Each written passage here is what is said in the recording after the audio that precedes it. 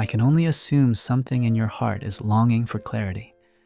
Or maybe you're in a season where it feels like nothing is moving, nothing is changing, and you're wondering if God still remembers you.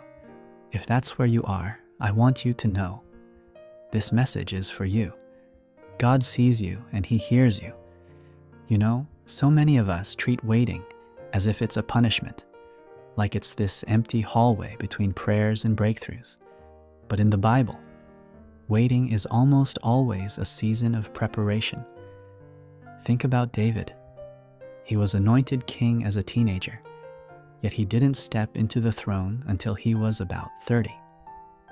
That's more than a decade of waiting, and it wasn't passive waiting either.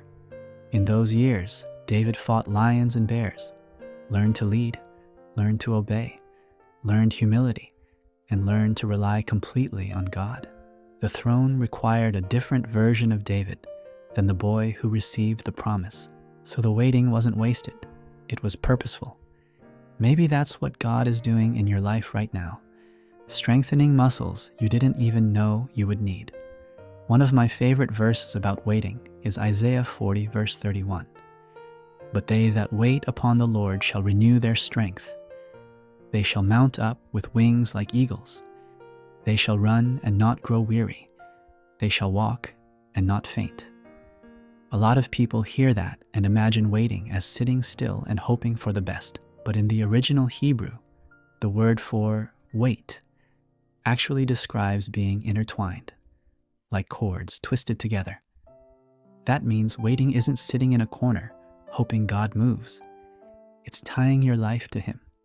It's walking when He walks, resting when He rests, moving when He moves. Waiting is not passive, it's relational. But here's something encouraging. God works in the silent seasons too, even when you can't feel Him. Think of Joseph. At 17, he had dreams of leadership, purpose, and destiny. And then life threw him into one hardship after another. Betrayed by his brothers, sold into slavery, falsely accused, imprisoned. 13 years passed from the promise to its fulfillment, yet every single season was shaping him, refining him, preparing him not for a small task, but for the responsibility of saving nations. Joseph's waiting season did not look like progress, but it was progress. And sometimes the same is true for you. Silence does not mean absence. Delay does not mean denial. God is often doing His deepest work in moments that look still on the outside. Think also of Hannah. Her waiting season was painful. She cried, she wrestled, she wondered if God was listening. But as she waited, her heart transformed. She wasn't just asking for a blessing anymore. She was surrendering her life to God. She shifted from, God, give me what I want, to God, I give myself to you. And when God finally blessed her with Samuel, she received not just a child, but a renewed faith and purpose. Sometimes God delays the blessing because He's shaping your heart to hold it. Waiting also teaches us dependence. Let's be honest, waiting is uncomfortable. It stretches you. It tests your patience. It challenges the parts of you that still want to be in control. But waiting is also where real faith is born. Faith is not trusting God after He opens the door. Faith is trusting Him before you even see the hallway. It's saying, Lord, even if I don't see anything moving, I trust you anyway. Your timing, your ways, your wisdom. Abraham and Sarah knew this deeply. God promised them a child and then made them wait 25 years. They had moments of doubt, weakness, and frustration. They tried to take matters into their own hands, but even through their mistakes, God remained faithful. And when Isaac finally came, Scripture says it happened at the appointed time, not early, not late, perfectly aligned with God's plan. In your life too, there is an appointed time. God is not stalling.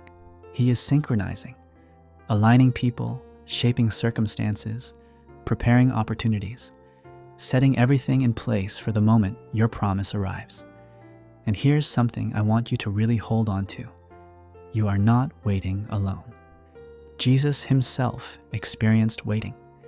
He waited 30 years before beginning his ministry. He waited for God's timing to reveal who he was. He waited for the cross, the resurrection, the fulfillment of his mission. So when you say, "Lord, the waiting is hard," he understands, not from theory, but from experience. You are walking with someone who knows exactly what it feels like to wait. While you're waiting, God doesn't ask you to freeze your life or hold your breath. He asks you to remain faithful. Think about Noah building the ark. He had no timeline, no date circled on the calendar, no weather updates saying, "Rain coming soon." He just obeyed God daily. That's what waiting in faith looks like. Continuing to pray, continuing to show up, continuing to obey, even when you don't see results yet.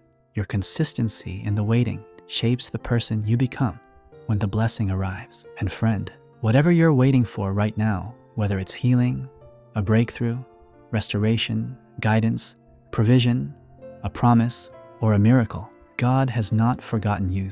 Scripture says in Numbers 23:19, God is not a man that he should lie. If God promised it, he will fulfill it. If God started something, he will finish it.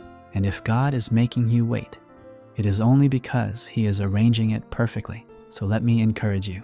Your waiting season is not a punishment. It is a carefully designed part of God's plan for your life. He is strengthening you, refining you, maturing you, protecting you, preparing you, and drawing you closer to him. And when the day comes, when the door opens, when the prayer is answered, when the promise unfolds, you will look back and say, "Lord, now I understand why you made me wait. It was never wasted.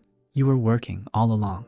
If this message spoke to your heart, let me know in the comments what you're waiting on God for. I would love to stand with you in prayer. And if this encouraged you today, don't forget to like, subscribe, and share this with someone who needs hope in their waiting season. You're not alone. God is with you, and he is working right now, even behind the scenes.